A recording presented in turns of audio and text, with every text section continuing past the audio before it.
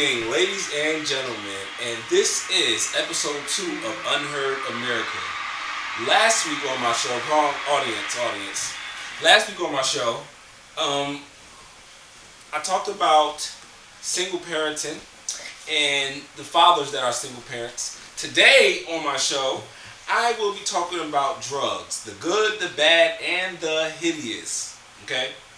First, I would like to start off in giving a moment of silence for two young ladies who are not here with us today.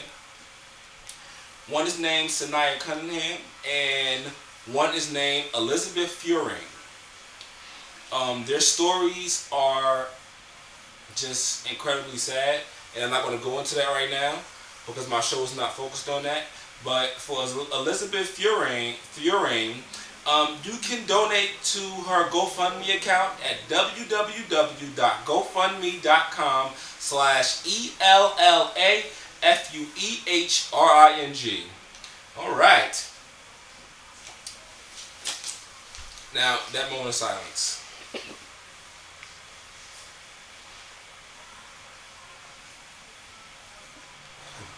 Stop.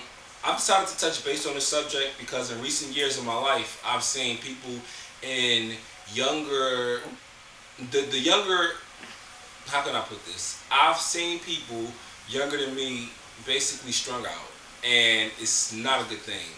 And I'm just here on my show today, to put some pointers out there, I guess. Let's go back a little while. So, what do you think causes a person to start doing drugs? Let's just be real blunt. Doing drugs.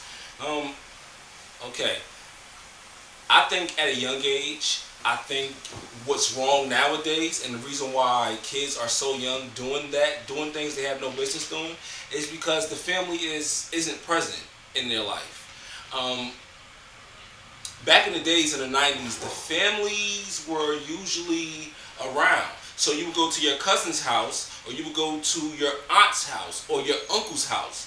Nowadays, you going to your friend's house, or your friend's friend's house after school.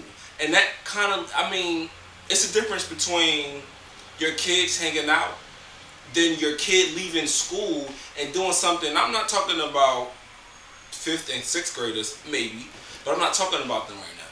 I'm talking about in high school, basically, and so on and so on.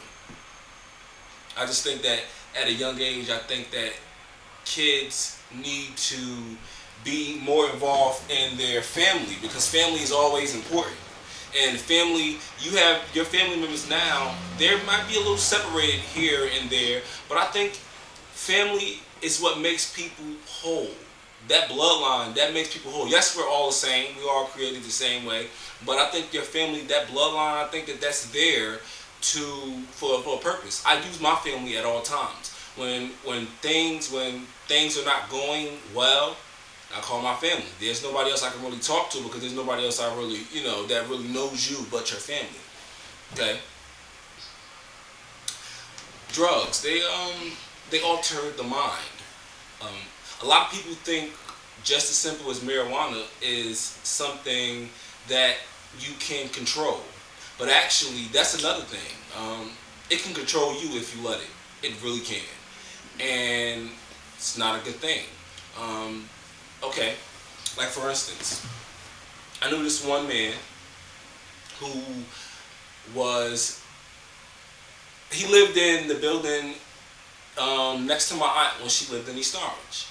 And I talked to him on a day-to-day basis. And he was just out of it. Like, he was into it, but he was out of it. And I never knew why. I never understood why. So when I asked my aunt what was going on, she basically told me he's, sniffing that stuff. That's what she said. She said he was sniffing that stuff. And I'm like, oh, okay. So I didn't understand. But he was out of it. He was totally out of it.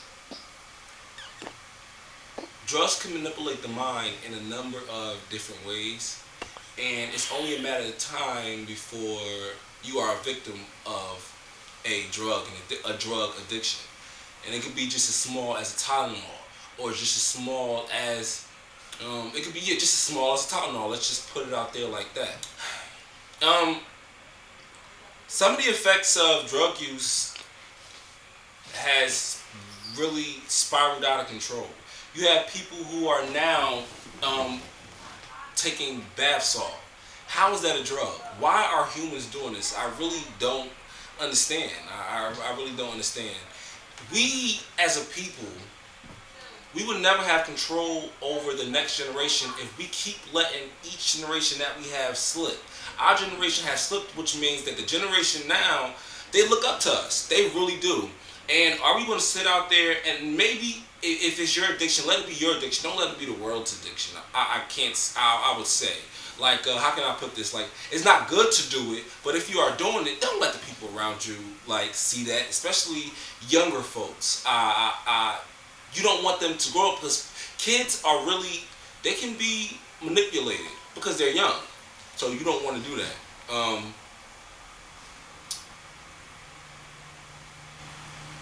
You know what else is a big concern? The drug use. When you go down where I live at, I live in Essex County, New Jersey. And when you go down to the streets of Newark, New Jersey, I've been at Penn Station. One day I went to Penn Station and I've counted 71 people out there homeless. Not saying all of them were drug addicts, but much of the stuff that you do when you do drugs, you can lead up to that. America, you would never, ever want that to happen to you.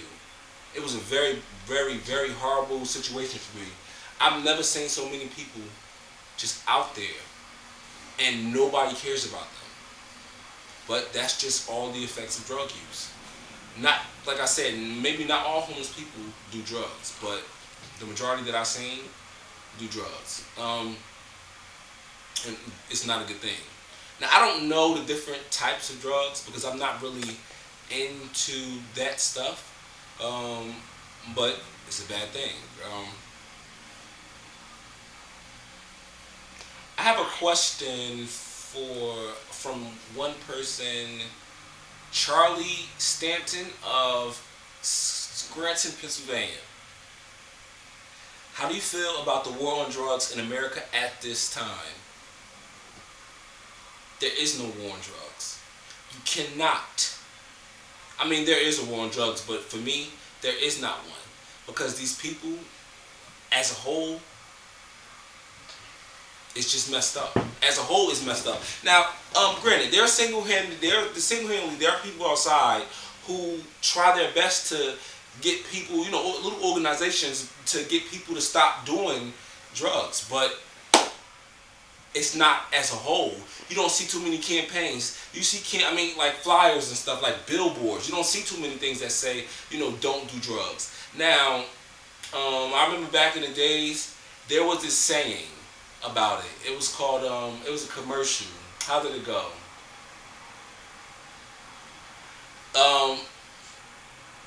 A big old bug with an ugly mug is better than any stupid drug. I guess that's how I go. And it was commercial, and I took that, and I actually when I was in school, and they gave us Dare in first grade, kindergarten, and stuff like that. They don't do that to kids no more, and you wonder why. I cannot count how many times somebody else came up to me and asked me for change. There was this one time in New York where I was at a club in Brooklyn. And this homeless man, he came up to me and he asked me for change. I had walked out the club where I was at, where my friends was at. I had to leave them in there because they were boring. So when I left them, I began walking to the chicken shack. I got me 2 pieces of chicken. And this man was sitting there. And he said, "Can I have $2?" I said, "Can I talk to you for a minute?" And he said, "What?" I said, "Why are you out here?" Now, granted, I was, a little bit tipsy, but just some wine. I was basically asking him why was he homeless? He said, "America does not care about me." And I said, "What do you mean?" I said, "If you have 2 hands and 2 feet, you have 2 eyes, everything that you have in front of you, everything that you have on you is intact. So what makes you different than me? I could beg for you for change right now, and I'm broke. You understand what I'm saying?" So I said, how did you get here?" He said one day he started using, I think it was cocaine. He said that he was just doing it as a recreational drug and that he was just having fun. He didn't know the effects of it because he was just having fun. A little on down the line, he began telling me about how he had a wife. He had he had 3 kids. He has 3 kids. He had 2 BMWs and he had 3 houses. And what did he say? He said upstate New York. No, he didn't say upstate. White Plains, New York. He had all this. He said his wife left him. Is it on? Is it on? Is it on? All right. To sum up this whole um, episode, basically, America, drugs, no matter what way, shape, fashion, or form they come, they are bad for you.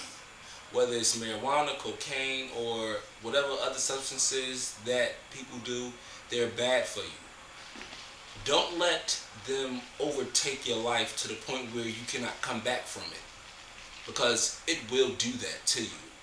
You may not know, but it will do that to you. Um, and you just don't want that to happen to you, basically. With that being said, America, this is episode 2.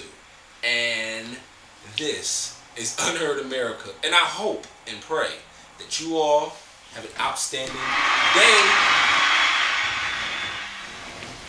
On next week's episode of Unheard America, support in the African American community. Where is it at? When is it going to come back? Are we still out there? I support everyone, so I hope everyone supports me. Thank you, and see you next week.